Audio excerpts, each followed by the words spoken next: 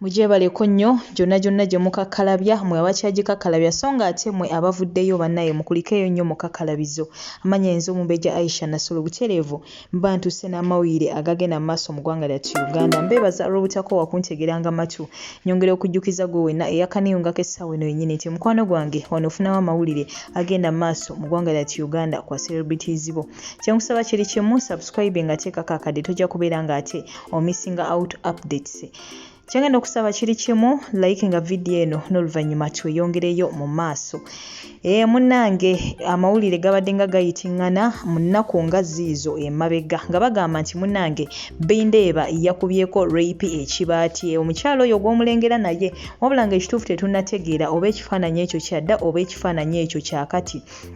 Wabula nga ye rape ye avuddeyo n'akakasa nti munnange ye erinnya terinnakyuka akyali mukyala Bindeeba omu bw'ati era mbu bonna abali eyo nga balowooza ti embeera gy'alimu mbi nnyo kwegamba tategeerekeka kwegamba bingi nnyo abantu bye bagenze maaso n'okubeera nga ate boogera. Abamu bagamba nti rape wabakola programu kwegamba she seems to be so stressed era abamulabyeko eyo bannange kwegamba buli omu avaayo n'ayogera bingi wabula ye yavuddeyo n'agamba bannaye nze ndi bulungi era erinnya terinnakyuka nkyali Mama Prince mukyala Bindeeba omu bw'ati butereevu. Ngenda kuba nkulekerako akatambi maaso kawo naye nga byonna ebinaaba bigenze maaso butereevu nja kuba mbikutuusaako. Wekiba nga kituufu nga ddala Bindeeba yasuddewo rape tujja kuba tukitegeera.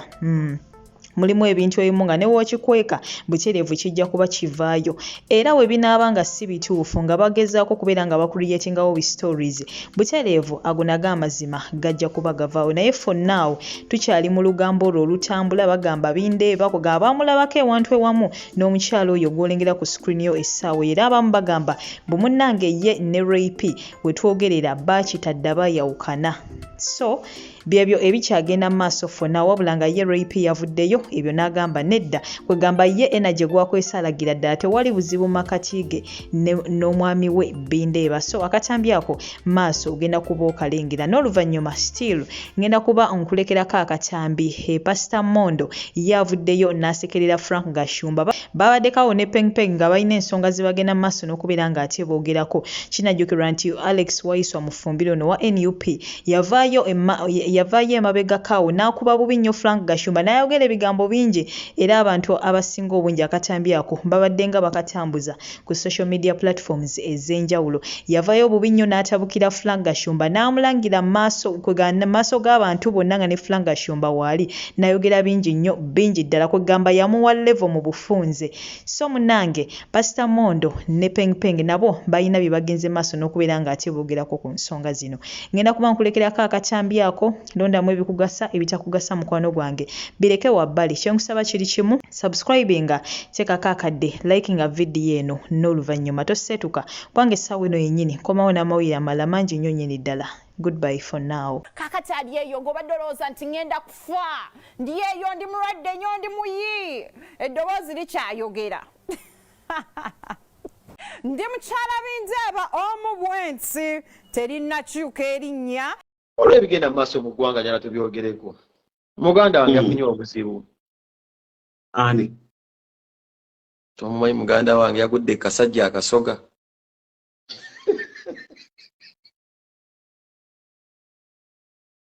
Byansobedde gwona obisozi goyinza okubyogerako ebyo.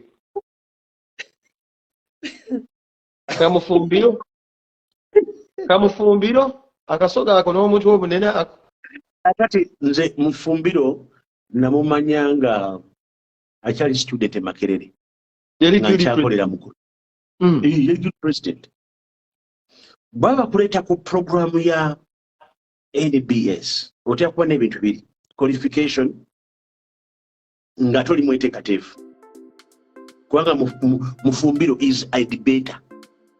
Not an argument. He doesn't argue, he debates. Kati ffe basomesa kye bayita statement eyo is a debater. Omuntu gwe bayita debater asooka n'aku assassinating a character wise n'akumala amaanyi ku screen kumpe. Kati ffe babayisa okimanyi Mufumbiro waba ayogera alinamu character assassination alinamu akantu kasooka n'akunafuya abasoma political psychology tutegeera butegeezi nti kati akuzanya reverse nti togenda ku TV togenda mu maaso ga kamera nga kiweteekateese kubeera embarrassed. Kakati muganda waffe yagenze naye teyafunyeyo basipiina. Mufumbiro yeetaagako abasajja ebasipiina abantu abasipiininga olugero lwamu mufumbiro. Bw'oba tobalina tomwaŋŋanga muleke. Ekyokubiri, one man army tesobola kukola ku 1 million army. Ekyo nkikubuulira. Sentiment jiddeko akuwulira ssebo omusajja wange kwali akuwulira. One army tosobola kugirwanyisa 1 million kubanga abantu bano bavuma bagirega bayomba bakwagaza ne bakubuulira ne betakolanga.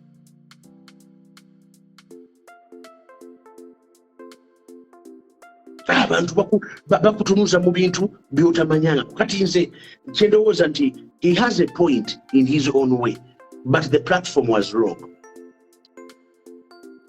So Gashumba's not NBS TV material. Secretly, he is. He's NBS, but you see, Gashumba is a street made. Aringa Samari Mirund. He's a street man made. Mufumbiro Jata Brani. He's smart street. You don't need Gashumba's knowledge. You cannot get Gashumba's knowledge in university. You can get it on the street. He's a survivor. He's an accurator. Abala. Ategeera. Amanye ebiseera. Era simanyi lwaki time eno teyabazze bulungi. Yabadde alina okubala.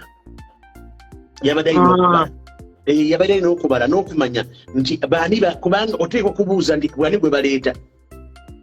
Hailala. Baani gw'oleeta bw'omala okumutegeera then otandika n'adyo.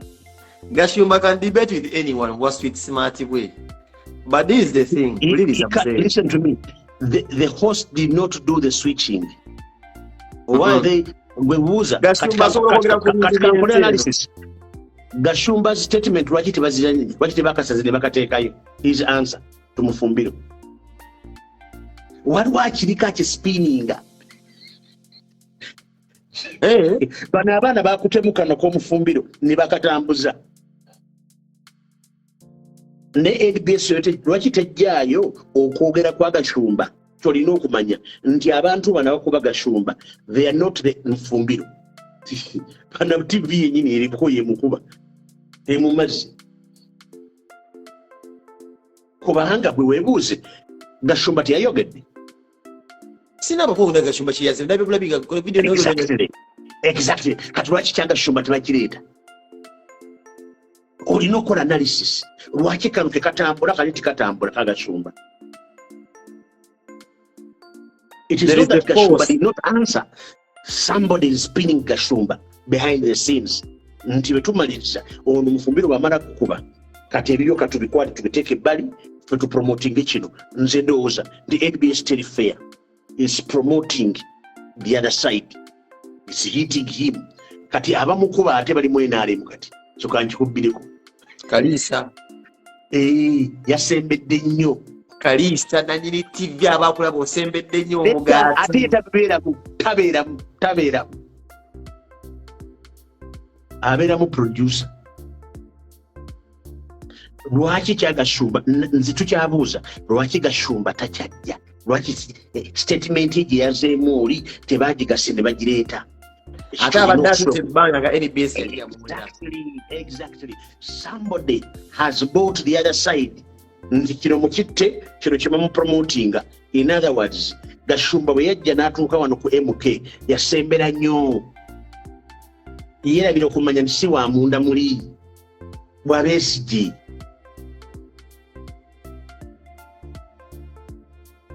Gashumba badde asembedde nnyo ku MK wabadde ku Lusegere. Gwe nojja ku pate Besigye wamulaba mu pate.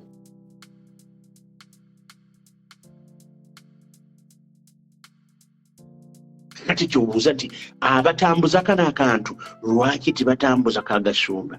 His response should be brought.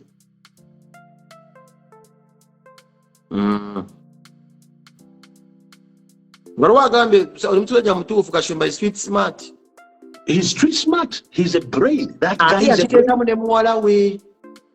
Ate muwala bamuleeta. N'agamba n'akola bw'ati yamugamba tomalira budde kutwala mu university yamutwala mu university n'amuyingiza Gashumba street smart. Bw'owulira statement eno webaka ne muwala we eyo character assassination oba bayitiriddeko amaanyi Gashumba zito Gashumba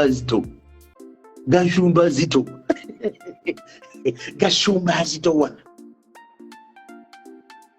niwe munaamugamba ebigambo bya Gashumba bakyalwana nabyo kirizo bagamba Mondo bwe nabakubaga baziba kuba NUP ndaba Gashumba ono yalinga awangaddeko atuta olugendo olugo ate ng'alinga akyawadawada babasajja mivule bajja bafubaani ndaba basinga bakuba wiiki 2 basinga kyenkugamba nti he's a superstar yukirizo bagamba Gashumba is sweet smart. Number 2 agenda gye baliira Gashumba takola mu bintu bitalimu ssente talibaamu ebintu byateteyo ebintu bitalimu cash talibaamu kyemwagalako sisobola kumusuubira mu baana abafiira obwerere Gashumba jamusanga mumulenda bemeko nti bali Kampala road etufiirira gwanga ebyani agamba Gashumba mutuusi aliwo akanywa amata ali kukalamere wali egababunga awo ali kujja bikoko Gashumba mutuusi naye statement y'omusajja wagiwulidde y'omusoga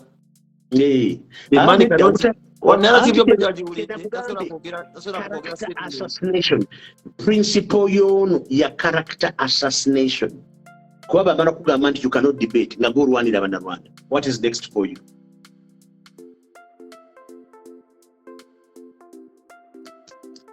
Olulimi tosobola kulwogera ate nga ugamba lulu akumala akusima akukuba kati oli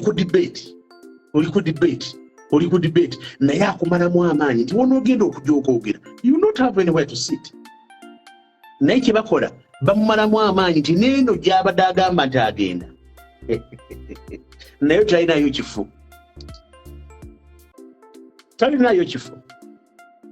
naye nga muganda waffe yetaakuyamba nakutegeeza ekituufu ekiriwo.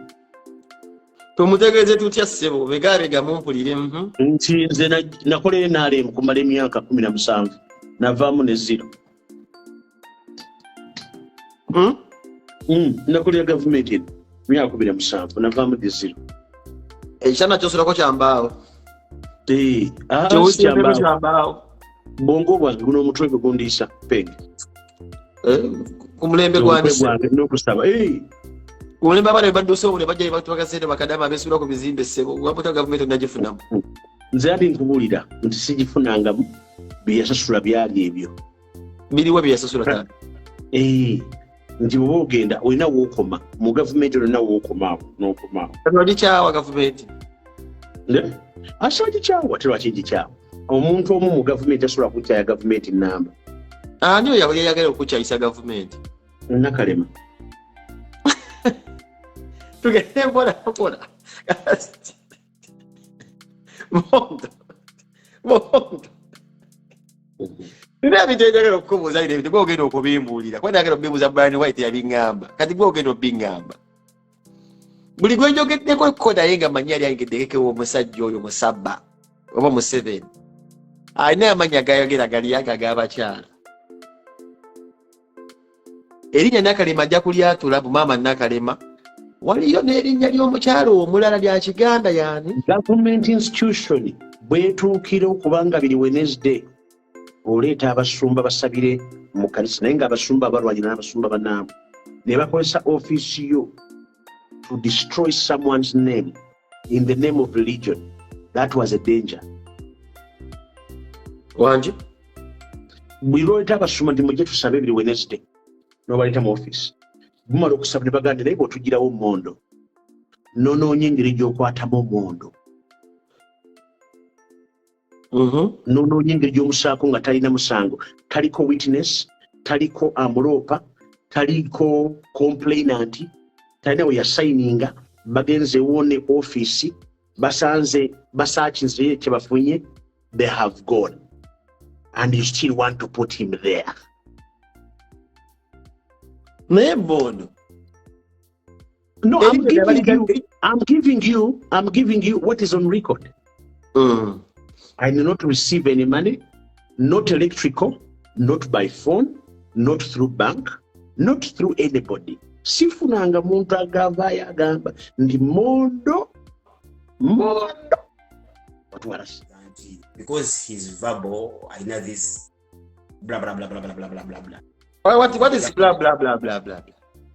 No, aina abantu abamuwuliriza abo. Simanyi nti muno mu Buganda nakola ate engalo. Manyi hito. Akola ate engalo.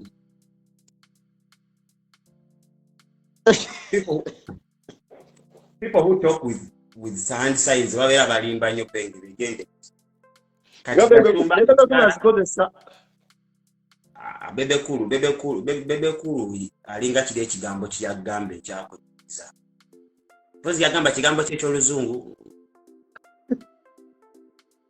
Ane kigambo kyagamba penge kyakunyiza n'omugirako ebikonda kati ate ye yakuvuma kyali kiyakuvuma. So taina nnyo makulu tetugenda nnyo mu makulu muzina ensonga kwa yatasobola zidissectinga. So Gashumba was invited on a wrong platform. Gashumba ina kubeera mu platforms za Twezimbe, Musonde usente muteke mu boxi, but things to do with not issues as international. That is so. Rasta ngomu nafuyiza nnyo naawe. Tasobola Gashumba kyemanyi eyo sibye ebintu bya abakulembeze babeera mu kusonda. Uliriza unokugenda tuuka Gashumba kyemanyi olaba ate Gashumba, you remember this face. Mondo Gashumba iso obubbo. Uliriza Gashumba, you remember this face nakolerako ko nakutera ketwa mu office yo. Yes, you remember this face Gashumba Jimanyi. I was at your office. No mpane tipu Gashumba bayira bayina agaba tipu simukodo. Gashumba gavira dala set.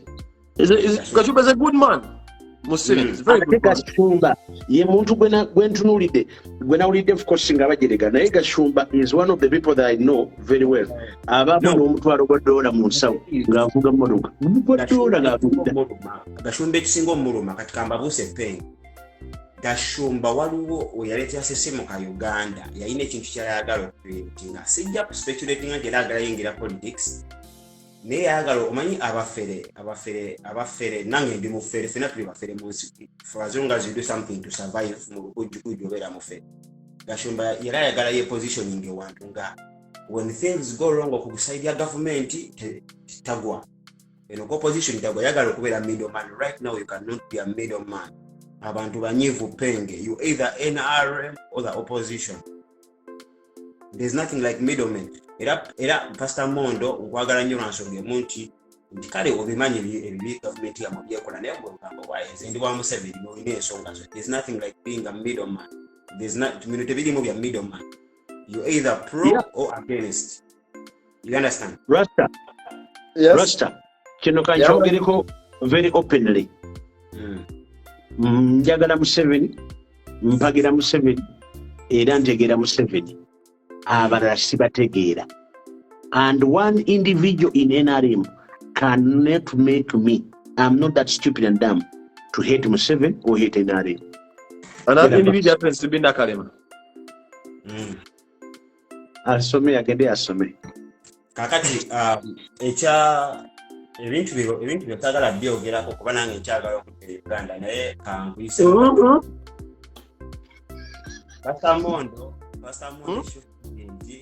Russell Gambegi ebintu bya Pastor Mondo saga byogera kuba nange nanjagadde okudda Uganda ntale ku kisaawe bati nga mbimba nga kyali wange biki ebintu byo office eyo gyogerako ya mukyala Nakale. Is it Nakale, am I right? Office eyo anyway, it's no longer it's no longer secret. It's public. It's in the public eye. Office yeri mwe mbuyo nyingi. Netulaba ku mawulire. Neze tenjagalo omukyala Kalema yalagala kamera. Buli kyakola kamera. Mu basi kamera. Mu transport kamera. Ekyo babuuza ne byabuuza. Pastor Mondo. I've never seen a senior officer. Every day you are in a camera. No, let me ask you, Pastor Mondo. Penge ababuze ekibuzo naye mwebuza abuze ekibuzo ekyo kuwa NRM ali influential naye mmwe ebigenda mu maaso mu ggwanga temubiraba. Why do you keep on saying Museveni si mubi? Like kiki ekisinga obasa mu NRM? I want you to make me understand. You always avoid that question. I want you to understand my ideology about my stand. You're looking for my stand in NRM. You're looking for money. No. In National Resistance Movement, nze siri mwana mu baana abakosa. Mondo. Nze ekizibu kyange manyi we kyava wa Pastor Iga. Kyava wa Pastor Iga awo mu kuziika Iga awo. Awo. Waliwo kyawo. Bagamba nze nawa Bobi Wine akazindaalo. Nze namuwa platform. Bobi Wine atandikira awo kuyimuka. Because that time waliwo TV ezisuka 18 nga ziri kuyiga. Eggwanga lyonna nga diversion eri kuyiga. Ngafudde. Kati ngafudde. Kati okumuwa that opportunity okwogera. Nze ate nakola bulungi kubanga Kiwanda bayamala okwogera nga yesuuka wa gavumenti n'engamba ti naye bannanti abantu bano baagala omusajja ayogere. Leka ayogere then Betikam yakola atya asembyeyo. Nze ate ng'amanyi nti Betikam ajja kujja wajja obiri. Nze nenkwata ono kubanga Bobi Wine nali mumanyi. Bobi Wine nabirako naye. Bobi Wine nabwiranga ne Brain Trust Academy ku Brain Trust Academy namuwa nekyeri yange nakava mu Amerika esooka nga yakuba akayimba kayita kawuma ka Rubendera bwe kakaaba bwe nkuba n'ensirika akayimba ako abantu bakalaba Bobi Wine wamuwererako kati omwaka sendaalo. These old people of course abamweripako aboogera. That is where my old problems came from. So ebyo nabyo nebitegeera nti Mondo ebyo binnemye neŋŋamba politics mulesi emuta naye nga kye balina okunsibako okwali okwo ndi nabba ssente z'abasumba naye agamba nti nabba ssente z'abasumba who is accusing me bwenoonya taliyo kubanga sina muntu gwe najjako ssente. I sweat for my own survival. Anyway, okuluka kwanyamba okutegeera okusonyiwa. And I'm praying to God one single day, nsinkana omukyala oyo mugambe nti I've forgiven you and I love you. You tarnished my name, you broke my name, you showed some society, but God is not a liar. Abantu bonna si balimba. Si lwe ali mu komera nti ayabba. Kati ekyo ekyaliwo n'odduka mu ggwanga nkujjukira. That was the only best way to safeguard my life. No, come on now. Hey, no, come on, let me go and stay over ku mawanga. How you people, how did you people, the influencers, political analysts, politicians, with alignment, government. The moment you get an opportunity, nemufulume gwanga. Regardless of what kind of means, oba ogenze mu train, oba ovuddemu mu moto koyise wansi, oba okoze eki. Bwe mufuna ku chance eva mu gwanga. Amawulire gakuba ffe bannamawulire tusunda kintu kimu nti noddu, so otaasiza obulamu. Naye kinkwasa ddala ekisinga okunneesisa nti tosobola kumala na wiiki emu nga tukookomyewo. Ekibambulira ky'okozesa okudduka mu ggwanga ekyo n'otutageeza nti odduse abasinga siggwe. Kino kyaliwo kankuweka example. This is why politicians kyabeesiga. Si mu bubi tebanyiiga. Omukulembeze waabwe oyo Bobi Wine Kyagulanyi Ssentamu yaddusa abaana. N'akola statement gavumenti yagala kubatta. In the same week n'abakomyewo ku birthday ku Monday nga bali waka ku butaka. Nkubuulira I'm giving you facts.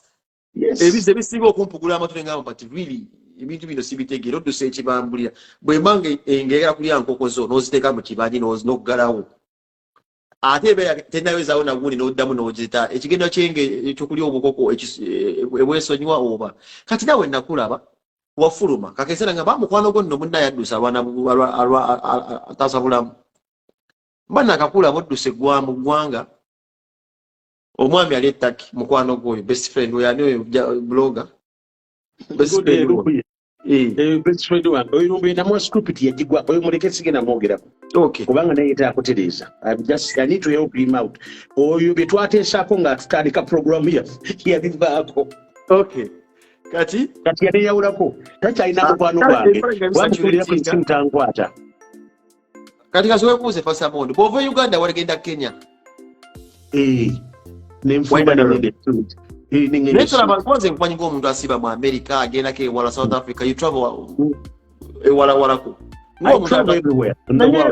okuddusa obulamu waddukira ddala wa neighbor wale manju waddukira ate wiiki ewe nyininyini paparazi manyi nga abantu abali eb'ebitiibwa anyone can recognize you very fast abalekole babatambulatambula gye basitulira emigugu esibanye ekisumu Nairobi Kenya anje abana bamufuna mpola simu abagagga munne muyita muyisiga mugenda muzimu olwo nga bakula ku siniika lugwabyo okwabya Michael Jordan ziguchi mpasa tuli mu shopping ensaba kati se mwana se banaga mfusire mu nsolera mwana omusajja nakubye simu nangamba owaje omusajja siniika azimala nengamba kiki otegeeza nengamba yagambye nti nadduse siniika ali wano azimalawo agulemu kwemu ng'ogula wagamba abasajja bakwane basise mu kisero ne buli kimu ng'ogenda opaaka obuwuunyo obulungi kati n'ekiseera gye walimu Nairobi awo ng'oliko gwe batononya era ekyatwala eddakika tononya Mondo okomyewo kale kyali kikuddusa kye kiriwa abali bakukwagala balikola bakomawa ekigendero kyabwe kyakuma nze n'okutukana mwe binsobera siriko I want you to go on record. Siriko warrant of arrest in Interpol. No, you're anybody. Because government will be targeted. Definitely. Yes, so ngachina ngetaga answer kwa bagamba nti basiriddwa. Kyagenda okumanya abantu bakitegeera because security organizations zategeera nti the office that was meant to do running and corruption, it had turned into a church. It had turned into a system. It was biased. It was gone different ways. And it is on record. Number 2, okolanga kyebayita counterintelligence. Nze tonkolako bulabe nesikola ku counterintelligence. I must assess your power, your formation, your footwork, and your intelligence. Ngola kyebayita counterintelligence. Ekyo kyali kikwetagisa osooka okufulumamu. Exactly. Nsobola okufuna bwe ntunulayo. Kubanga ekumi terikyawo omu. Mpulira ssebo. Ekumi terikyawo omu. Essebo taata. Nti document nti ati bakulimbanga. Awali abantu. Wabirawo abalala. So you do counter, you keep your good books, omwenda katikati kyatuyamba. Nti every information you have, you can open 5 emails, you post them, nofuna kyebayita trusted media organization nga CNN, BBC n'abalala, nobireke. The day you are dead, they can bring them out. They can bring your story out. And it is a matter of time. Age passes, time comes, but what is happening? Nti yobukoze oyinza okuba nga onakulwayo kyebagamba abantu ng'oli mu ntebe. Remember one day you may not be there. That is just office and building. Don't hurt someone's name. Don't destroy life. Kati Pastor Mondo, tutwale to a free man. I'm a free man in my free world. Nemwe abakoledde ku gavumenti oba balina kakakwate ku Museveni is very good. Nzembuuza abalina kakakwate ku like ruling party. Omubeerako emisango gye muyitamu oba gibateebebwako okojjererwako mmwe kubeera kwa mu lusirika.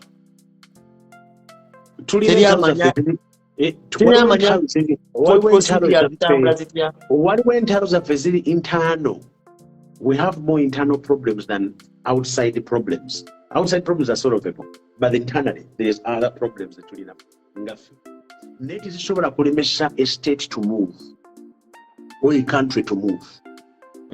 Our internal disgruntlement are bigger problem than the things outside. kati bano bonna abali munda abayomba, they are those who are of course earning a salary that by day. They are not looking at the future of the Republic of Uganda in 20 years or 10 years. You need people who are sober to understand. People don't know President Museveni. In 1980, bamutuuza bamuwanga ne mugamba nti twagala ofuuke president n'agaana, because he knew categorically that was not the right time. Patience. President Museveni has patience. He has patience with his enemies. He has the patience with his friends. He has the patience with his children. He has the patience with everyone. People have refused to study him as a book. Ye kyabawa kye balwana nakyo. Kyayogera mu parliament kiboogera. Kye balwaninga nakyo. Statement gyayogedde gye bakozesa, opposition gye kozesa ne bavuma. They have refused to study the man, the patience he has. That's why I salute him. That's why I salute him. Era nze n'omutabani we singa aba ne patience ng'eya taata we ayinza okufuga. Ekyo ne bwe munaavuma, ne bwe munayomba, until you understand the gimmick of President Museveni, you study him as a book, you're not going to win President Museveni. Muba muli mu mwaka guno, ye ng'ali mu mwaka guddako. Kati mu 8 ajja. Mu 8 ajja. Ate ne bwe munaagaana, ebivumo ebiki tebiyamba, terina gwe biyamba. Tebikyusa government, tebikyusa nfuna. Nze nenda wonna nagamba, you must convince me, Mondo, to join your party. Because I'm intelligent. I read things reversal. My IQ is high. I build pinnacles and dismantle.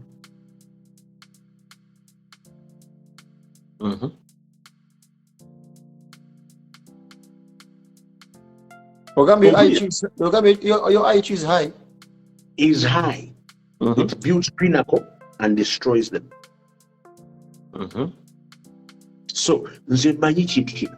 Katonda ayinza okera ku makya naawe omuntu omulala obuyinza. Naye president yena atufugako, agenda okutufuga, ateeka okuyiga omusajja obugumiikiriza omusajja no bw'alina, amagezi omusajja no g'alina, okutegeera bw'alina. Ekyo nkikubuulira. So current wade tonalaba musajja oyo ayinza kwenganga mwami tonamulaba. Sinaba kumulaba. Kubanga okuvuma okuyomba tikupromotinga buyinza. Do we need that kind of vengeance leadership? Tugamba afunde bafiiridde bwerere. Kale twagala president agenda okumala w'abalala. Kuba kati bili ayagala okubeera president munyiivu.